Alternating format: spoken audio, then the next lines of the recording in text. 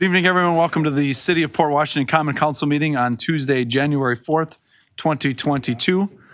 Roll call, all aldermen and women are present. Please join with me for the Pledge of Allegiance.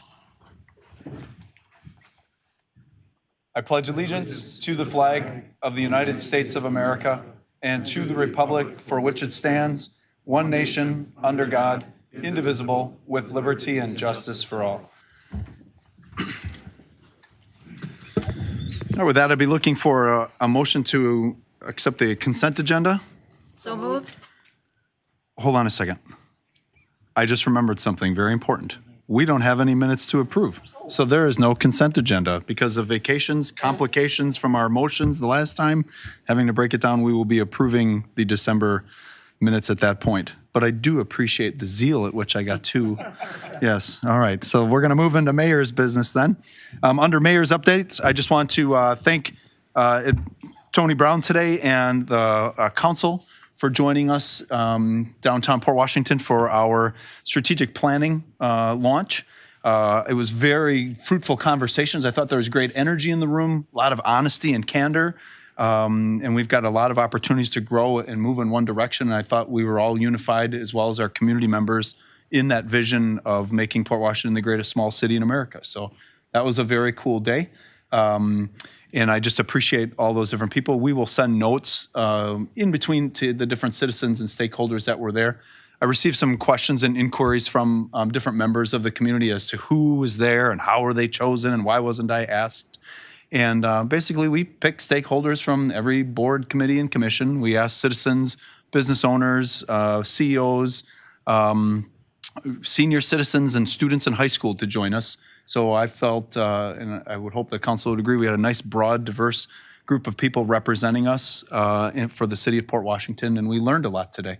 So we'll be posting some of the data that we saw on the city's webpage, as well as if you, our Facebook page, as well as if the council members, if you have your own personal Facebook pages. I think it would be nice for us to start to post some of the different data points that we saw about our growth, the changes in demographics. I think one of the biggest ahas was the fastest growing sector of citizens in the city of Port Washington were senior citizens over 65, and we were shrinking in the 35 to 55. Basically the parenting age group was shrinking. So we'll become very strategic about what to do and how to work with the school district to do those pieces. So a lot of cool things today, but really grateful. I know some of you had to take time off from work and time away from your other commitments. So thank you for that.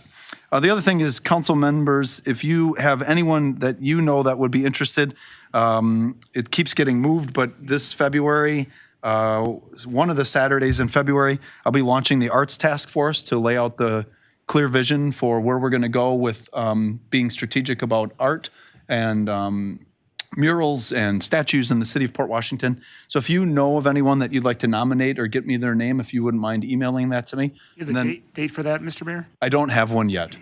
No, I'm trying to figure, I just have to avoid Valentine's Day. Actually, that might be a good day to do it because that could save me some money. But no, I'm kidding. No, it'll be one of the Saturdays in February. Okay, and then you'll be invited as well. And then we've got a winter storm warning tonight. As a former superintendent of schools, remember, put a spoon under your pillow, sleep with your pajamas inside out if you want a snow day tomorrow. But otherwise, thank you to the city crews tonight who are going to be out there making sure that our roads and our community is safe when we wake up. And then last, I have we're going to have some fun tonight. A legendary member of our community turns 80 in a couple of days here. And while he was unable to be with us this evening, his family is here, and several of his grandchildren are here. Ned Hewachek is a close, dear friend of mine, kind of like an uncle in many kids' lives who grew up in Port Washington and went to school with Joy, Kay, and Amy. And just a man who, if you ever drove past his house, there's a good chance he would ask you he'd be doing one of these, honk your horn and screaming out, "You bird," or something crazy at us.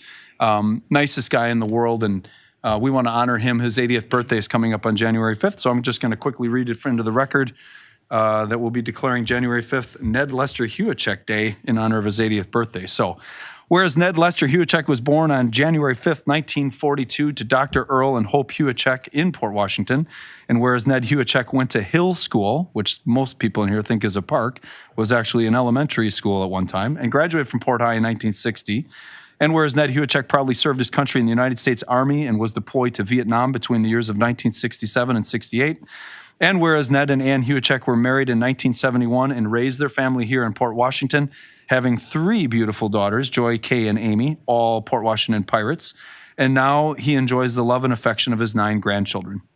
And whereas Ned Huachek worked for and managed Smith Brothers Fisheries from 1971 to 2001 and successfully expanded the family business, and whereas Smith Brothers was a key partner and promoter as well as supplier for decades for Fish Day, and Ned was committed to advancing the mission and needs of Port Washington as a business owner.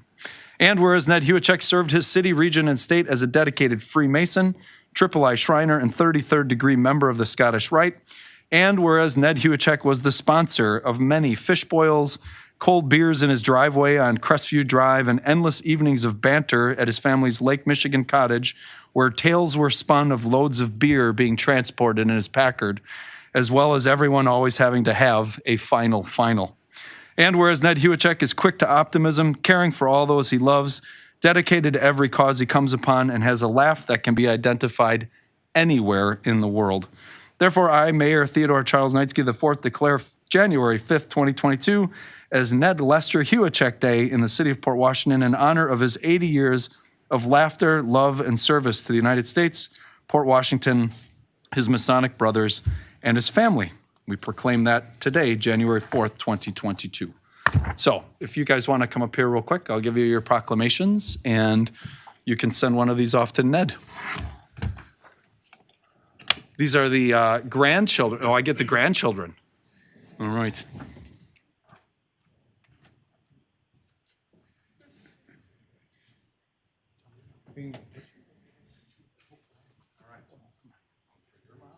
Susan's one for your mom, one for your aunt, one for your grandma. Okay.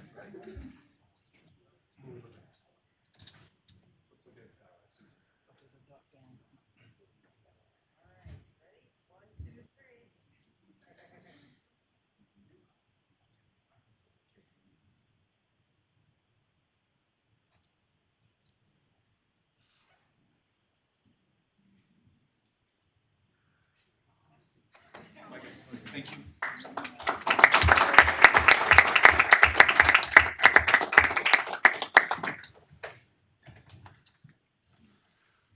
Okay, that brings us to item 5 there. Officer and staff reports, if you got a chance to look at those. Susan, there's no clerk report tonight because at 5 o'clock tonight was the final closing for papers to be submitted. Susan, did you have any updates for that for the election? Actually, I do. The nomination papers were all submitted today for candidacy, and the 3 incumbents have submitted all paperwork that was required by deadline, and that was all that I received today. At this point, it appears we need no primary for the city of Port Washington, and it may be that we don't need a primary for the other entities as well. We will know more tomorrow morning. Well, congratulations to our 3 alders who will be reelected with their own votes in a few months. I think that is I think that's a good thing for the city to be able to be consistent in governance. So congratulations and thank you. Public comments and appearances. Your comments are welcome. Please limit your comments to 3 minutes. If you need more time, please contact the city administrator to be placed on the Common Council agenda. Is there anyone from the public who would like to speak? Is there anyone from the public who'd like to speak? Max, got anything? No? All right. Okay, Max, you can turn to your aunts and uncles and say, you don't have to sit here for the rest of me if you don't want to. Okay, then moving to item number 7, A, finance and licensing consideration and possible action on an amendment to the 2022 capital budget. The staff recommendation is for approving an amendment to the 2022 capital budget to include a snow blower unit. Mr. Brown. Thank you, Mr. Mayor. In the process of putting together the 2022 capital budget and ultimately getting to adoption, there was about 97 projects and initiatives that were included in the capital budget.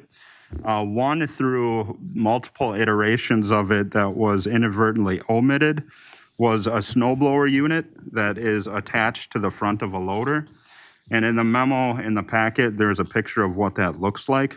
The cost of this piece of equipment is approximately $160,000. And there's a description that JD provided with regard to the particular item being requested. Overall, this would increase the capital budget about, as I said before, $160,000 from $3.7 million to a little over $4.1 million. And the debt financing amount would increase by less than that, so it's $135,000. And the thing there is that surplus equipment would be sold to fund this piece of equipment. So we're looking at just over $3.85 million when you adjust it for this item, which still puts us under the forecasted amount of $8,000. So any of the metrics related to the tax rate or debt limit utilization would continue to be unchanged. So as the mayor said, I would recommend approval of adopting this amendment to the 2022 capital budget.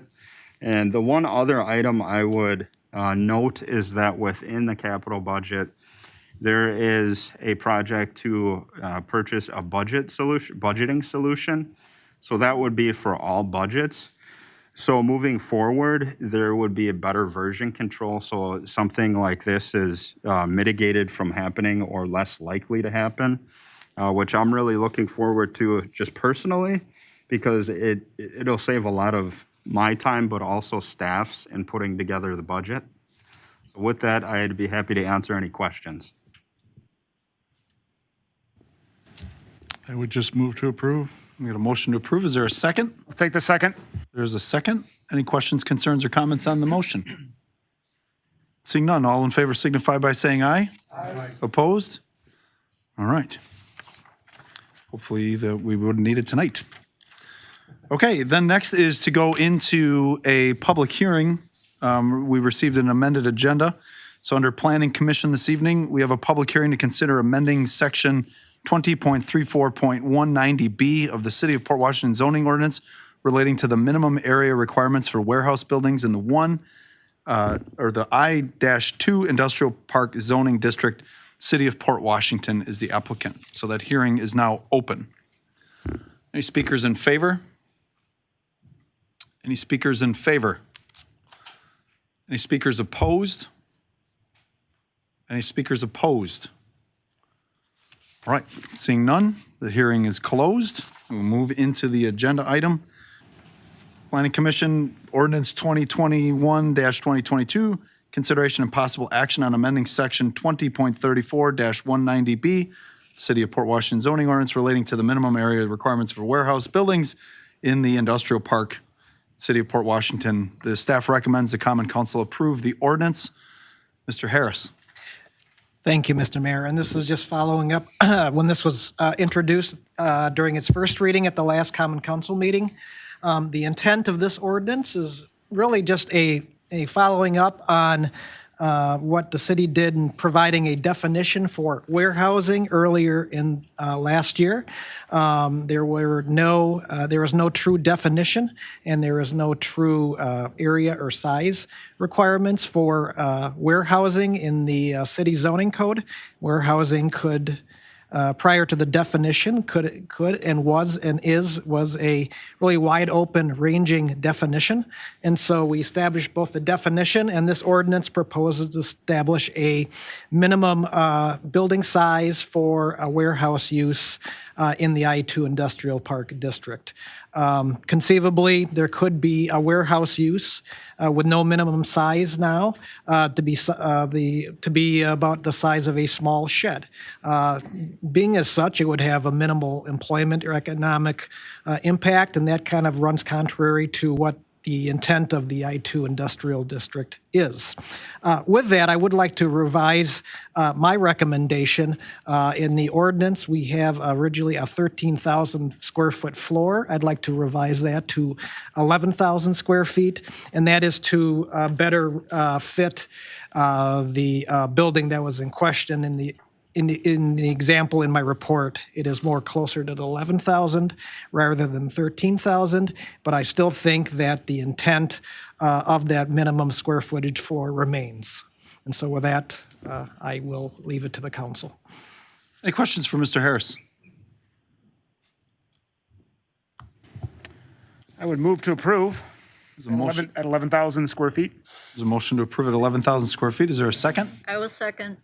There's a second. I do have a quick question, if I may, Mr. Harris. In light of today's conversation in strategic planning, when we saw that one of the fastest growing areas of the county, Ozaki County, was warehousing, is 11,000 square foot going to prohibit any current businesses from expanding their footprint or changing any of their kind of strategic plans that are already in the industrial park? No, Specifically like professional services or any of those newer businesses? No, I think with that's the smallest warehouse use that I identified in the industrial park. I know that they have excess land.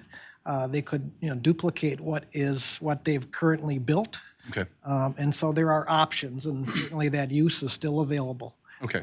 And were you able to speak with him? I was. Good. I'd be happy to fill you in later. Yeah, no, but thank you, because he was the one business owner in that zoned area who was a little concerned. So if that's good, I'm satisfied. Thank you. Any other questions or concerns? All right, there's a motion on the floor. It's been moved and seconded. All in favor signify by saying aye. Aye. Opposed?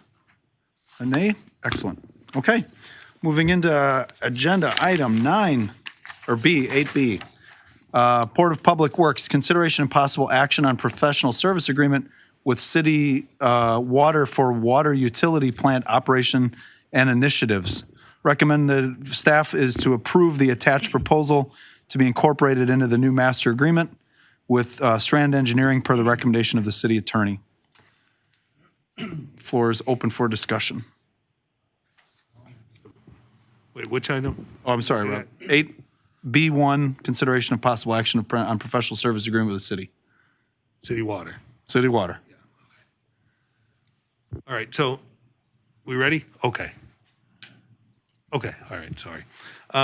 So this item, has been in front of the Board of Public Works and tonight at Finance. We have Tom Nennig with us tonight, and I'm going to ask him to give you a very brief presentation on the services that they'll provide under this agreement in the absence of the Water Superintendent, Leo Duffin.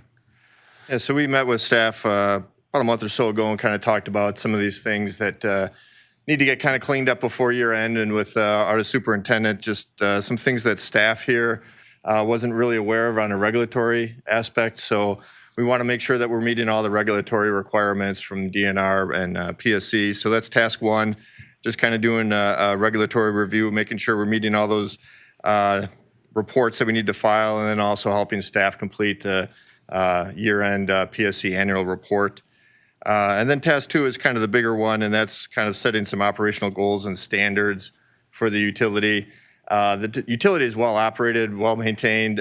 Staff's doing a great job. The issue is that none of this is down on paper. We don't really have any standard operating procedures. So when we have to go through a transformation like this, when you have a superintendent that has a sudden retirement like this, that it can be difficult to pass that on to the next person that's coming in. So that's one of the things that we would do, is meet with staff on a regular basis and just kind of walk through some of these standard operating procedures, get them down on paper so that it puts the utility in a better position to go through a transformation when you're changing out leadership.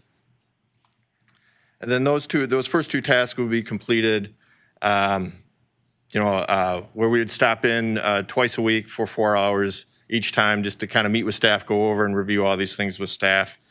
And then tasks 3 and 4 would be completed separately. And task 3 is just kind of getting the utility in position for the revised lead and copper rule that'll be implemented here in 2024.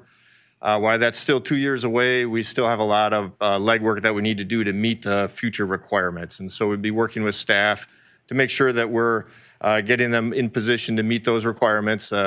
Basically, the first one is then putting together an inventory map of all the lead services that are in the distribution system, and then also submitting for any money from DNR, grant money from DNR for lead service line replacement. I think in the budget for 2022, as the street replacement project includes a block that does have some lead services. So if we can get that into DNR's hands and then get a chance to get some application money or grant money from DNR to replace those lead services, that's the big one right away. That's due here in January. And then task 4 is just to kind of work with staff again and look at kind of implementing meter reading options that are available to them. Right now, we kind of have a hybrid of meter reading system that's out there, a drive-by and a walk-by. The utility replaces meters on a 5% meter replacement per year. They've been doing it for a number of years, but now we kind of have a hodgepodge of meter reading systems that are out there. And so that task would just be kind of to look at everything and then give options back to the utility as to which way they'd like to go to try to speed up replacement and just kind of improve the efficiency of meter reading in the utility. Any questions? Alderman Benning? Yeah, and I guess for either of you guys, with the passage of the infrastructure federal bill, is that going to cover any of these lead replacements in the city? Yes, so it will. There will be money available for lead service replacements. How and where that gets implemented, it's all going to go through the DNR. So the first step in that is getting our application in for lead service replacements for 2022 right away. And that's going to be an annual, ongoing basis with DNR. And Rob, do we know how many lead pipes services we have in the ballpark? Or I'm going to say no. They're currently, I know staff's currently inventorying them right now. So I don't know if you have a guesstimate, but I don't know. It would, yeah. What year did they stop putting them in? Yeah, it depends really, but it's usually in the late 50s, early 60s is when lead services stopped going in. Okay. It's crazy. Yeah, and I mean, we're replacing the lead we've been replacing, of course, all the services on all our water main replacement programs, but this is a step further, going all the way to the house. Right. This is going all the way inside to the meter. So before, when this utilities replaced lead services, it's just been up to the property line. And now with the new revised rule, they're making the requirement for lead service replacement to go all the way to the meter inside the home. Right. Yes. Depending on the testing, it could be or it may not be. Right. Yeah. I have any other questions? I have a quick question, Rob, for you. In this process, when we're talking about succession planning and having the opportunity to have a group come in here and do the professional development and the training around SOPs and standard operating procedures, how can you use that to support the other departments under your purview to get those same processes and SOPs in place to ensure that, one of our employees wins the lottery and leaves, that we're not in the same situation where, tens of thousands of dollars have to be spent, which is fine, but to have that succession plan, the SOPs, that, anybody could walk in and know how to hook up a plow or. Right. No, I agree. I think this is a good exercise, and we will look at implementing that in all our divisions. Yeah. So that, up until now, we've had very good in the water utility and in the street department, and even hiring outside in the wastewater utility. We've had, a very good line of superintendents and commissioners who've taken over. So, but yeah, obviously when you have an unexpected event like even though as Tom is saying, the utilities run very well, it's run, I think like a lot of utilities, as Tom has pointed out, a lot of utilities are run this way, but I think to get this, reduce this to writing, to create the manuals, I think it's a great exercise, and I look forward to it. So, just correct me, I'm hearing that, will our other departments have the opportunity to participate in the, not necessarily the development of it, but like the showing, like this is what it should look like, this is Yes. what it is? Thank you. That would be excellent. If I can, Mr. Mayor. The other thing I mentioned today to Northspan is once we're done putting together the strategic plan and the priorities that are laid out and that kind of cascades down into departments, that whatever the departmental plans are, that those include something in relation to succession planning, specifically looking at standard operating procedures, but then also kind of taking a look at programs for efficiencies. So I think Rob's been proactive about this, and I just want to recognize that because it's looking at now, but kind of how we go into the future to really put the water utility into a position to be successful. Yeah, and please hear my comments not as critical, but empathetically, because, Tony comes in 3 months to figure out, where everything is, and if there are SOPs in place, it's just pulling the right file, so. Sure. So thank you. I don't know about you. Any other questions? I guess Alderman Benning? we haven't really started, we're starting the hiring process for the superintendent. And, I know we talked about this earlier in finance license. This may need to go beyond 3 months. So, I know Rob's got in here approximately 2,500, but it's maybe an extra month or so in there. Yes. So just wanted to highlight that, but with that, I would move to approve. There's a motion to approve. Is there a second? I'll second. Second. Any questions, concerns about the motion? Seeing none, all in favor signify by saying aye. Aye. Opposed? Excellent. Thank you. Keep our water towers full. Happy New Year, everybody. All right.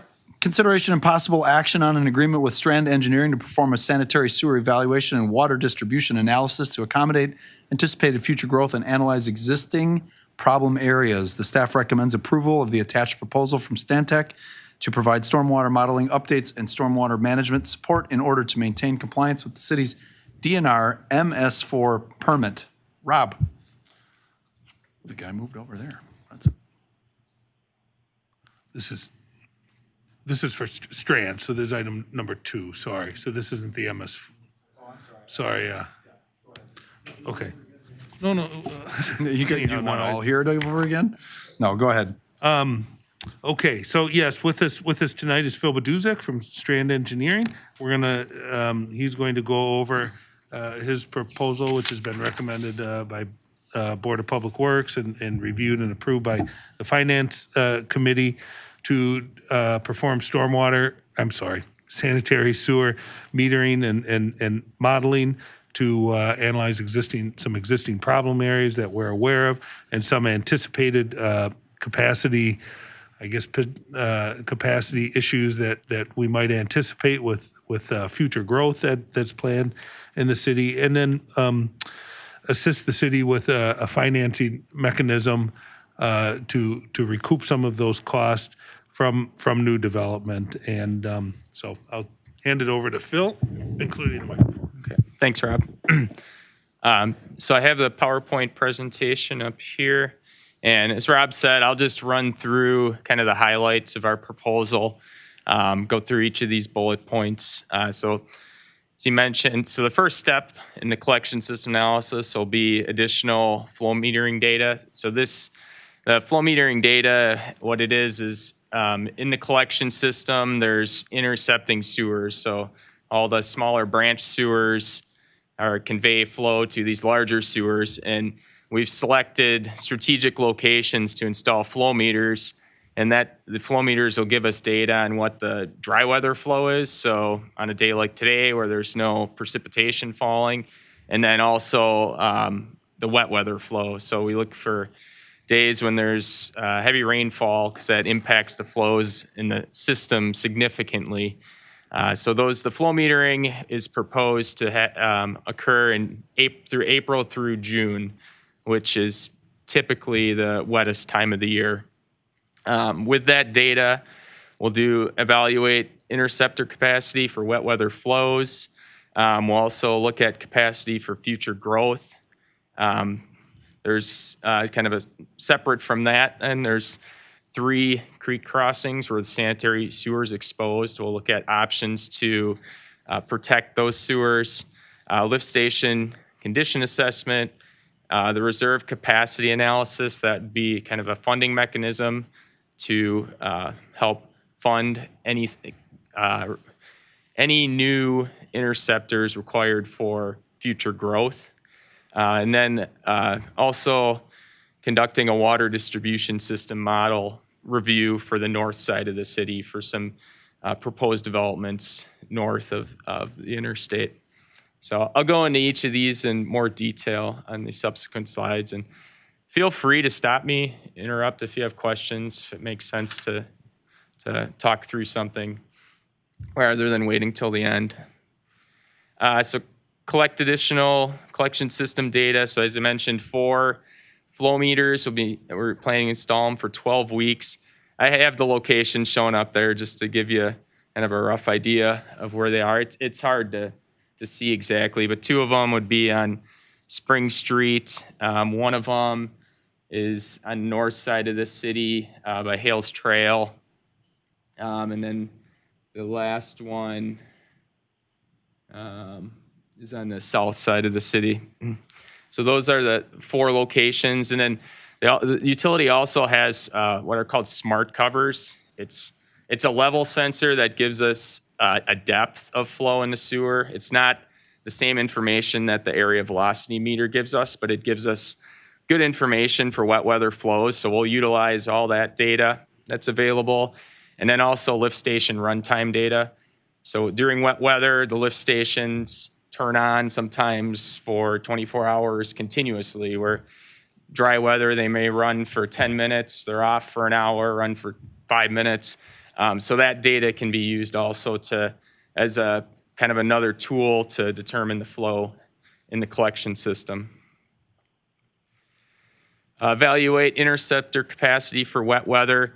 So all the orange highlighted areas are some of the major interceptors that we're planning to evaluate as part of this study. So we're looking at areas in the past that we know have had higher wet weather flows, and then also interceptors where there's planned growth. So that's how those locations were all chosen. I know it's hard to see on the map there, but that's the general concept for it. It's just areas where we knew we had wet weather, potential wet weather issues, and then future growth. Evaluate interceptor capacity for future growth. So this slide just shows all the known developments that are out there. So the yellow blocks are where we have a concept plan from the developer. So we've shown that on the map.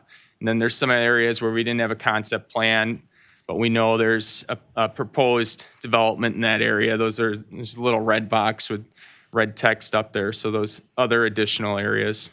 So there's a lot of proposed future growth. And then we'll also look at any sort of other growth information the city has, and we can incorporate that into the report. Review alternatives to eliminate exposed creek sanitary sewer at creek crossings. So there's 3 locations here where the sewer is exposed in the creek. So we'll look at ways to protect the sewer and also, not create a dam or anything like that in the creek. Complete lift station condition assessments. So the lift stations are also a part of the collection system. There's 6 lift stations in Port Washington. So the main tasks are just visual assessment, inventory of what's at the station, document age, anticipated useful life of equipment, all that sort of thing. Drawdown testing, that is just a test that helps understand what the pump's current capacity is, and you can compare that to what the rated capacity is. So over time, the pump's impeller wears, other parts where it doesn't have the same pumping capacity. So it's an indication of the pump's performance. Review pump runtime data to quantify peak flows. Review station capacity, downstream force main capacity. So we'll look at during a wet weather event, is 1 pump running all the time? 2 pumps have to turn on? How does the system behave during a wet weather event? And then also the force main capacity. does the force main have capacity to be upsized? If there's additional growth, additional flow to that lift station, maybe the pumps can handle it, but the force main can't, or vice versa. So we'll document that information so that city has an idea of where they're at with capacity for pump stations and the force mains, and then also that gets into the downstream gravity sewers. And then rank and prioritize any improvements. So any recommendations for improvements at the 6 stations, we'll rank them, prioritize, we'll put a cost together, recommended year for that work. Prepare a reserve capacity analysis study. So this is essentially like buying into the system. So if there's a new developer and they want to put in a development, and there's already existing capacity in an interceptor sewer and at the treatment plant, this is one way to recoup some of that money. So recoup some of that money that's already been spent on the existing infrastructure.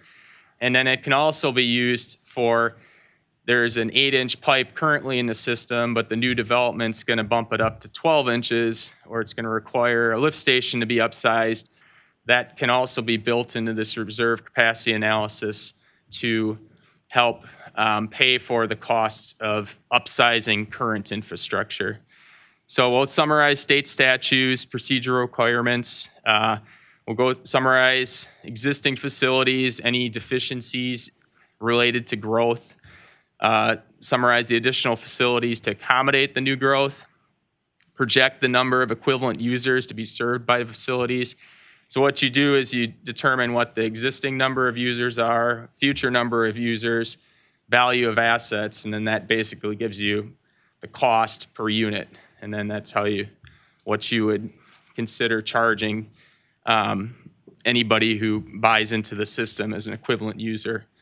And then prepare maps for these areas that we've evaluated for future growth. So if we assume 500 new homes here or whatever, we'll prepare maps showing what our assumptions are. Conduct water distribution system model review for growth on the north side of the city. So here we'll just, there's an existing model. Rob sent us the model already. We haven't reviewed it yet, but we'll review it, make sure it's calibrated versus some recent fire flow data. We'll evaluate the ability of the existing system to serve any new developments in this area. So we'll look at flow, fire flows, pressures, those sorts of things. Summarize the model results, and then any costs for any new infrastructure required to serve these developments. So if it was a new tower, booster pumps, whatever, that sort of information is what will come out of the model. Project cost. So here's just line items. So flow metering, the modeling, alternatives analysis, $52,900. I won't go through all these, but overall, it's $114,340. The work is proposed on a time and expense not to exceed basis. Schedule. So notice to proceed. Well, this is delayed a little bit, but it'd be January 2021. So flow meter installation be April 2022. So that's kind of the first key date is to get the meters in the ground. The water distribution model, hydraulic analysis, I have it being complete by May 2022. I have a note on the bottom here. I know this is something that's kind of in flux, but if it needs to be expedited, we can complete the work within about 4 weeks after we have verified the model's calibrated. So if that needs to be expedited, it can be. If it needs to be delayed because we don't know, we don't have firm answers from developers in that area, then it can be delayed and not completed at all, whatever the case is. So June, flow meters removed. August, draft report to the city. September, finalize. And then once the report's done, then we'd get into the reserve capacity analysis once we know what the improvements are, so that we have it November 2022.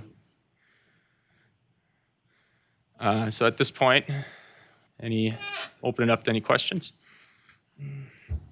Any questions? John, or Alderman Sigwart. Thanks, Ted. Mayor. The only question I have, I guess, is whether or not these costs on the RCA portion can be retroactive. If you could go back in time and hit developers from, Well, no, like, we have so much happening right now, yeah, okay, that this won't be complete, some of that work will be completed before. Would it be possible to recoup the cost if it's proven that it's needed? I have to get back to you on that. I don't know the answer to that. So I'll get back to you, Rob, with that. Right, and I guess I wouldn't expect, assuming these all move forward in spring, by the time the infrastructure improvements get in, I don't know that they're going to be digging basements or taking out permits much before November. So if there is something to capture, I think we're going to capture the vast majority of it, if not all of it. The recoup would be at the individual building site, Yes. not by the developer. Right, not by the. Okay, thank you. I have a quick question. Years back, I had sat through some Department of Homeland Security kind of community evaluation pieces. And the one question I have for you is are any of those criteria built into your evaluation of, the security and vulnerabilities of our pump stations, our water towers, any of those different pieces? That's not built into, that's not part of the scope to evaluate that, but, if we saw something that was jumped out at us as a major concern, we would certainly bring that up as part of the analysis. Because would you mind backing up your slide deck to the pictures of our two pump houses there? Specifically the one at the marina. That is one distracted driver away from being a vulnerability for us with no security for that building in front, no bollards, nothing. That's the kind of stuff DHS comes in and says, like, this needs to be addressed for critical infrastructure safety. So if that doesn't come up, I think that's something we need to talk about strategically as a city then moving down the road. Yeah, we can certainly look at it from that perspective too. I'm not sure if I think that building has bathrooms too. Maybe the pump part of it's on the other end, Sure. but I'd certainly. There's a very get the classic point. meme right now of a guy driving through a Burger King. So Yeah, no, that's, so thank you for addressing that.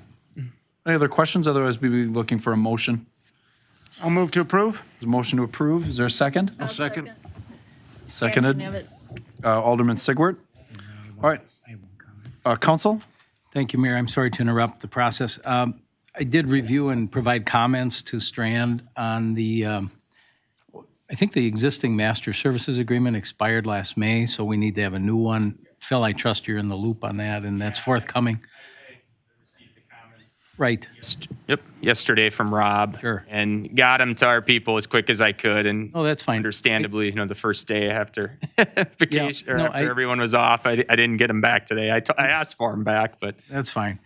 they were pretty, They were swapping out dates and. yeah, it was date simple. changes Yep. and address change for EVS, and yeah. Thank you for clarifying that that's forthcoming. But I would ask that the motion be approved, if approved, subject to that final master services.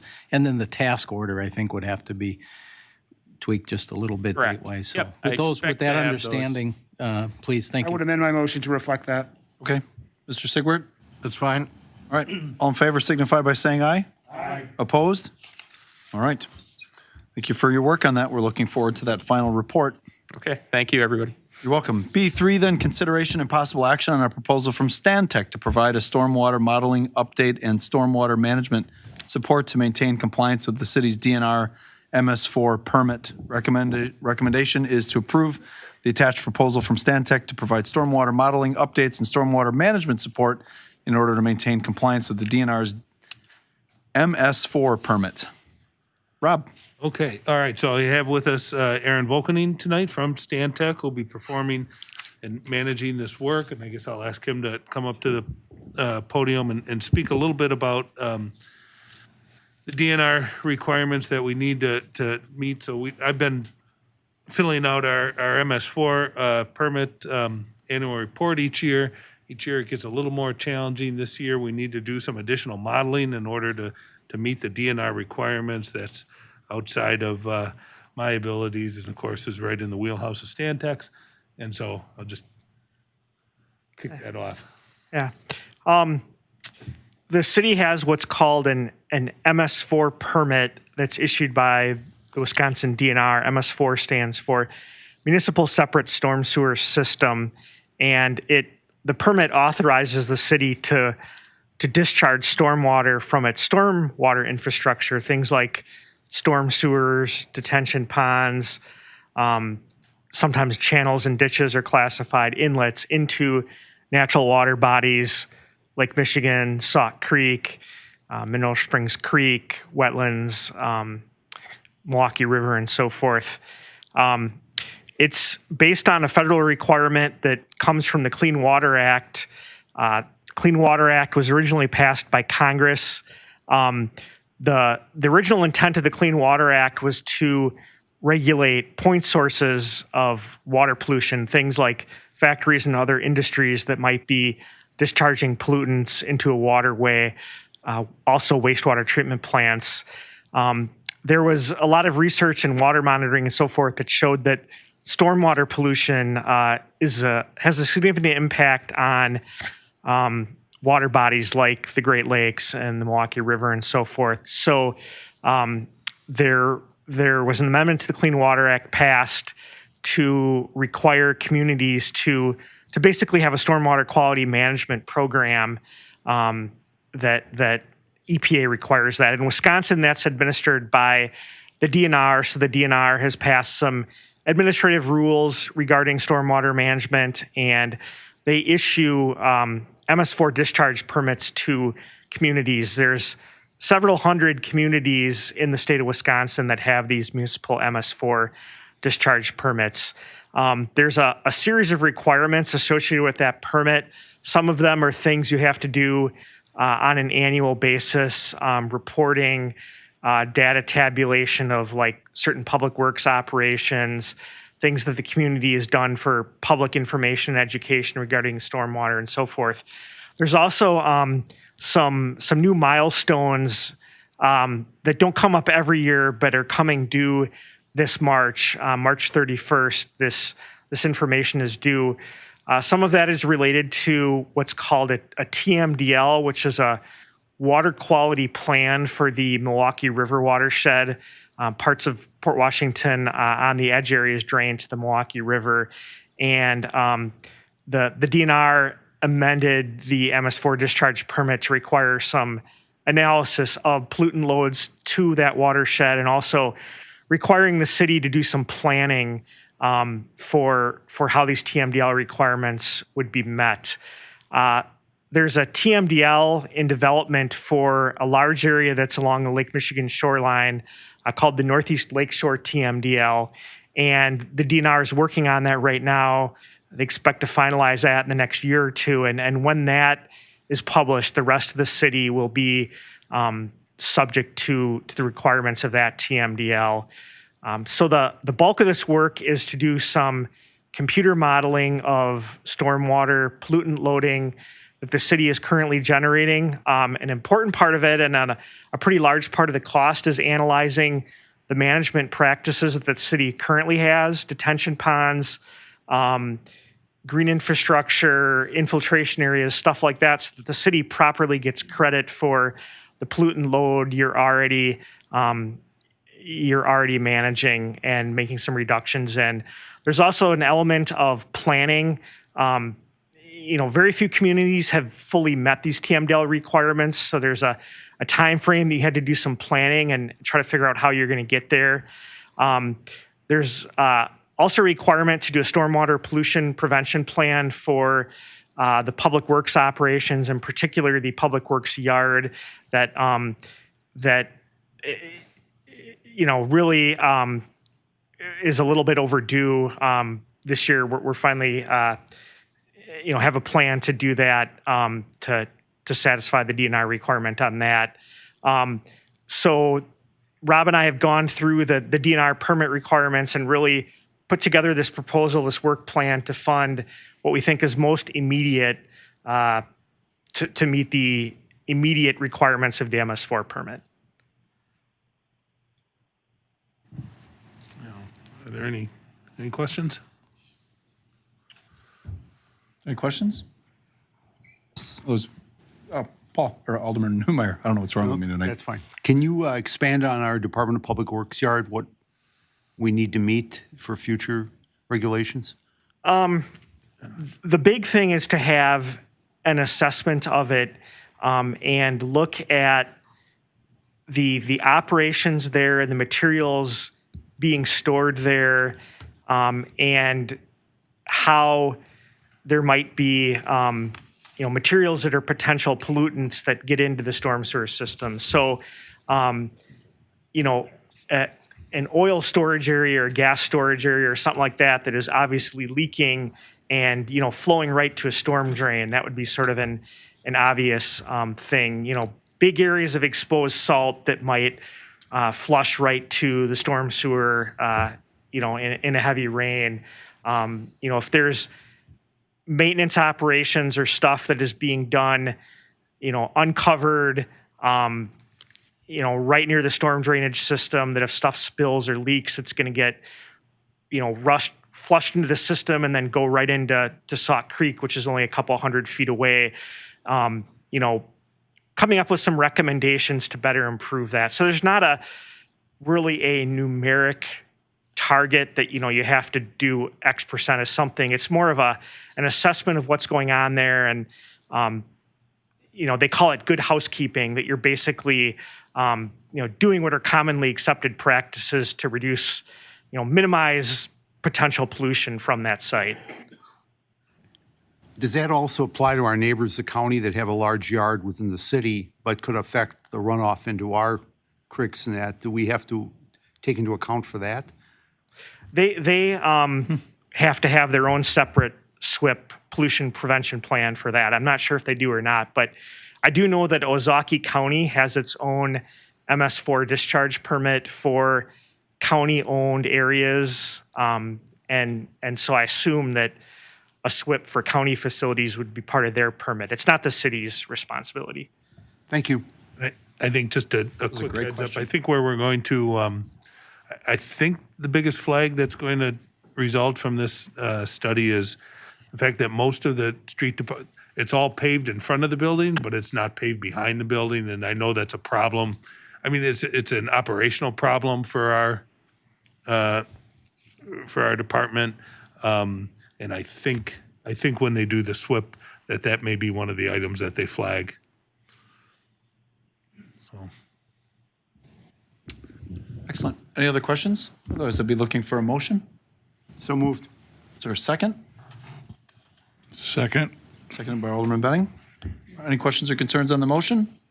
Seeing none, all in favor signify by saying aye. Aye. Opposed? All right. Lot cooking in Public Works. Final one here. Thank you. Consideration possible action on an amendment to the agreement with Gremmer and Associates for designing permeable pavers on Lake Street. Rob. Okay, so as you may know, the reconstruction of Lake Street from the entrance to the marina to through the intersection of Jackson Street is part of our 2022 street improvement program, which is still in the design phase, but we will have that out for bids in February and receive the bids back in March, and hope to start construction in either late March or early April to complete our work on Lake Street by Memorial Day at the latest. One of the recommendations to come out of Board of Public Works was to consider the design of a permeable paver system on Lake Street. And just to quickly describe what a permeable paver system is, if you're not familiar with it, the pavers, or it's a brick, essentially a brick, looks like a brick system of pavement with an underlayment of porous stone and there are spacers between the bricks, and so that rainwater essentially seeps into the pavement and into a collection system. So, and I say that because the soil testing that we've done so far indicates that the subsoils aren't pervious enough to drain the stormwater away. So we need some I guess I'll say gray infrastructure in order to capture the stormwater that would permeate through the bricks. So that's what it is. It does come with some cost. The very rough estimate that Grimmer provided for us was $200,000. What this $7,000 amendment before you would do would allow Grimmer to do additional design and engineering of it to provide an alternate bid for the permeable pavers, and would also allow them to more clearly estimate the cost of the work and provide some information on the benefits in terms of stormwater runoff capture. And that's what it is. The recommendation from the Board of Public Works was to approve, but it was not approved in finance. And if there's any questions, I'll be happy to answer them. Any questions for Rob?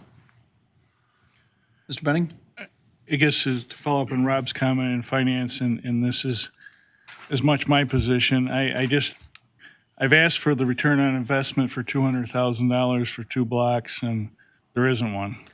And so at this point, my motion would be to send it back to staff to take a look at the broader picture of when we use different types of paving material, whether it's permeable pavers, whether it's asphalt, concrete, whatever, citywide, where it makes sense, where there's a return on investment going forward. So, that would be my motion to do that. So it would be in a motion, in the form of a table until further study by the Department of Public Works. Okay. Is there a second for that? City staff, yeah. Yeah, I mean, in Rob or whoever in city staff working with whichever committees, BPW, public traffic, whoever to review this and look at it in the bigger picture. Okay. There's a motion. Is there a second? I'll second that. Second by Alderman Postle. Okay. Any questions, concerns about the motion? Alderman Gasper? Well, I have discussion on it, but not a concern about the motion. Okay, go ahead. Okay.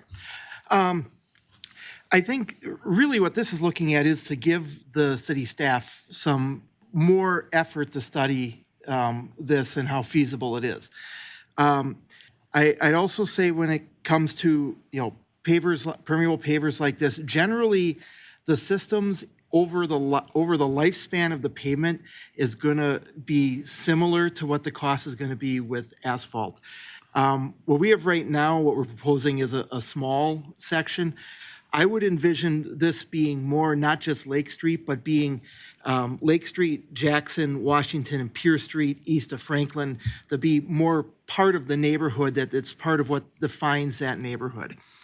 And it would cost more, at least up front. In the long term, I can't guarantee that it's break even, but it should be a lot closer to break even, just the nature of how it's maintained. But I think in this case, this is something, right now we're asking for the money for us to be able to be studied, to be able to get a better idea of what the real cost of this is. So it's kind of difficult to ask city staff to better evaluate this when we're tying their hand behind their back so they can't actually find out that information. Thank you. Any other questions? Mr. Sigwart? Yeah, I'd like a little clarification on the motion.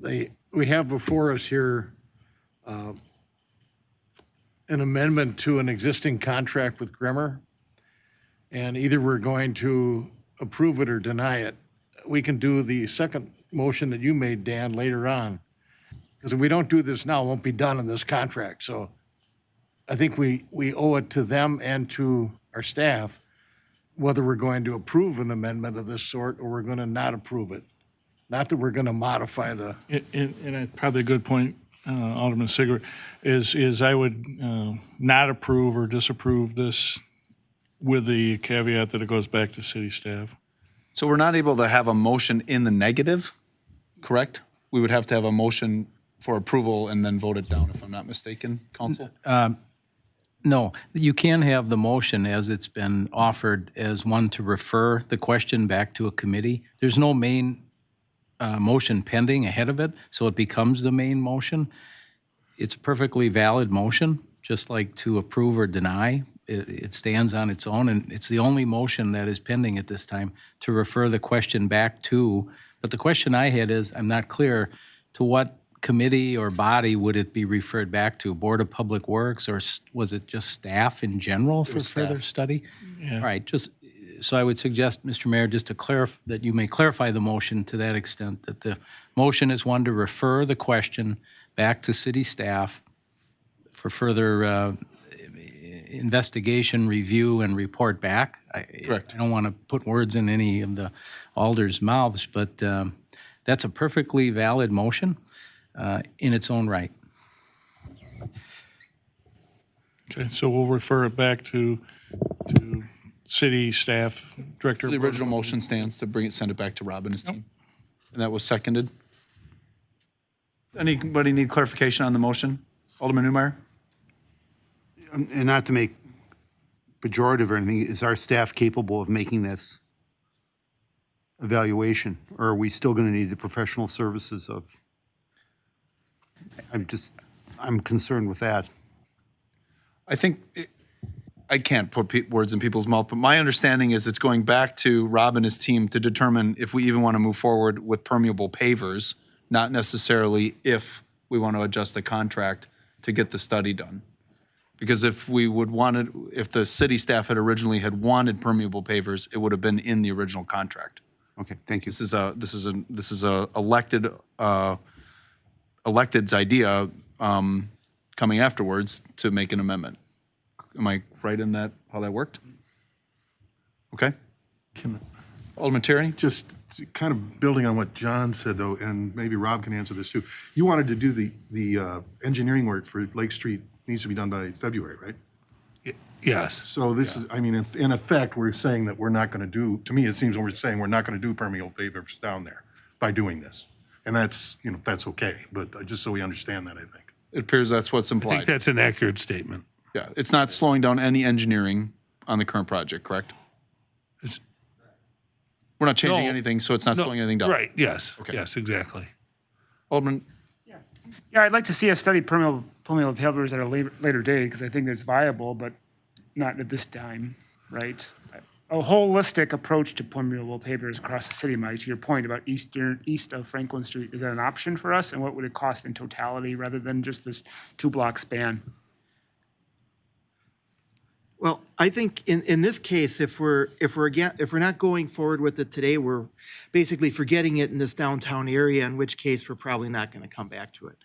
I'd also like to, while I have the floor for a moment, point out that this is being funded through the TIF district down there, which because this is in the TIF district, and by the way, the Newport Shores project is having permeable pavers on their project, so this does kind of fit in with that. That this helps to accentuate the neighborhood, which is completely in line with what TIF financing is for.